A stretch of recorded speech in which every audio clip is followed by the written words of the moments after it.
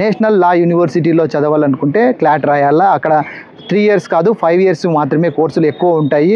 ఎందుకంటే అక్కడ ఎక్కువ మంది 5 ఏళ్ళు సంబంధించి చదవాలనుకున్న వాళ్ళు మాత్రమే చదువుతుంటారు. వాళ్ళ కాన్సన్ట్రేషన్ అంతా లాయర్ కావాలా, పెద్ద కార్పొరేట్ కంపెనీలకి లాయర్ కావాలా. అదే మీరు సుప్రీంకోర్టులో ప్రాక్టీస్ చేయాలనుకుంటే డిస్ట్రిక్ట్ కోర్ట్స్లో కానీ హైకోర్ట్స్లో కానీ 4 సంవత్సరాలు ప్రాక్టీస్ చేయాలా. 4 సంవత్సరాలు ప్రాక్టీస్ అయిన తర్వాత ఇక్కడ ఎవరి దగ్గరైనా ప్రాక్టీస్ చేయొచ్చు. ఎవరైనా మీకు తెలిసిన వాళ్ళు ఉంటే వాళ్ళ దగ్గరికి వెళ్ళి ప్రాక్టీస్ చేయొచ్చు.